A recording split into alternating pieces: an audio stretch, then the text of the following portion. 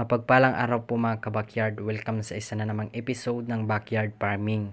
Maliit mong lupa, gawin nating libangan at pagkakitaan. Yan po mga ka-backyard, nabungkal ko na po yung lupa at di po gaano kalayo. Dahil ang area po natin ay maliit lang at ang butil po ng kalabasa na itatanim natin ay marami po. Kaya ganyan po ang itsura at malalapit po ang pagkabungkal ko ng lupa.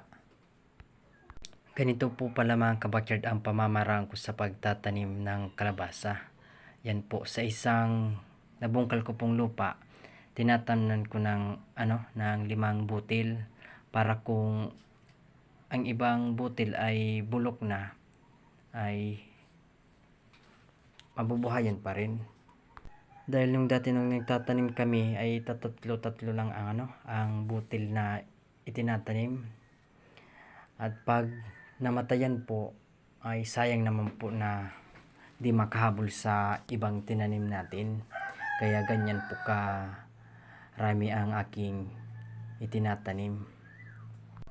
At ang area po natin ang ating minamaximize dahil di po gaano kalaki, kaya ganyan po at malalapit po ang pagkabungkal ko ng lupa. Ito po pala mga kabakyard yung hinarbisan natin ng kamuting kahoy at pinalitan muna po natin ng kalabasa. At saka di naman po ito problema kung malalapit ang pagkagawa natin ng pagbungkal na pinagtamnan, dahil yun nga, lalagyan naman natin ng abono at di naman po ito issue sa pagliit ng bunga. Yan po, pala lang po ang aking gamit sa pagbubungkal ng lupa. Ganyan lang po. Kahit di na po natin alisin ang mga damo. Yan. At mamamatay din naman yan. Yan po, yan. Ganyan po ako sa pagbubungkal ng lupa ng tatamnan natin ng kalabasa, ng upo at kahit ano po pong pananim. Yan. Dahil sa iba ginagamitan pa ng araro at magbabayad pa tayo, at meron naman po tayo ng itong pala at asarol na po pwede nating gamitin dahil kaya naman po natin. At malit lang naman po ang ating pagtatamnan, kaya yan po. Yan po karami ang aking nagawa. Yan po ay tigla 5 butil.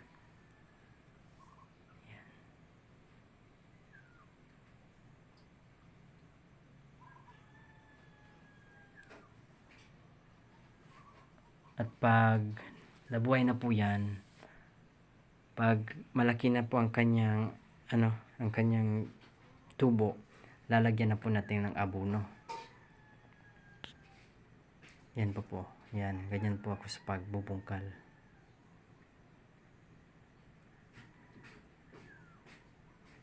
At yung iba po ay ginagawa pa ng kamakama. Ito po ang gagawin po natin, lalagyan po natin ng palapala, yung kinakapitan po ng kalabasa para ang bunga ay nakabitin lang.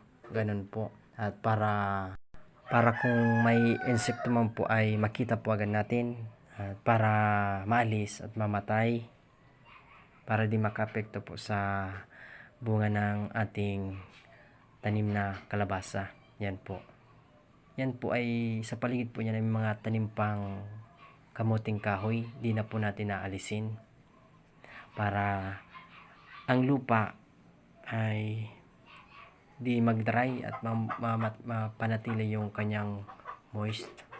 Sa paligid pala po nitong pinagtatanim natin ng kalabasa ay may mga saging pa po. Ito po ang pamamaraan namin para ma-maximize po ang lupa at mapagtamnan ng iba-ibang mga pananim na pwede nating may benta. Yan po. Dito po pala, yan po pala ay napagtamnan na natin ng kamuting kahoy at meron pa pong gabi at meron pa pong saging, at ngayon po ay pagtatanan natin ng ng kalabasa. Yan po. Yan po pala na mga damo na nabubulok ay di na po natin inaalis, at pandagdag na po yan sa pag-abono ng ating mga pananim para mas lalong lumago pang ating mga pinagtatanim dyan. Yan po. Ganyan po ang pamamaraan namin sa pagtatanim, at di na po namin inalas yung mga kagaya po niya na mga nabubulok, dahil pangdagdag na po yan sa pag-abono ng ating mga pananim. Yan po. Ganyan lang po at simple lang po ang aming pamamaraan.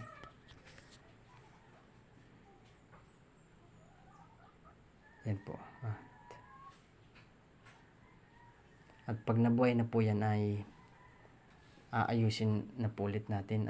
At ang tawag po niyan sa amin ay binabayo po ang palibot ng ng pinagtanim natin ng ng nabuhayan na ng pananim. Yan po. At pag nabuhay na po itong kalabasa, ibabayo po natin ito para malago ang ang kanyang ugat ay makakuha po ng nutrients. Kung napadang ka sa aking channel, sana i-consider na kung i-like and i-subscribe. Malaking tulong po yan. Kung nagustuhan mo ang aking content, paki-subscribe na rin and click the notification bell.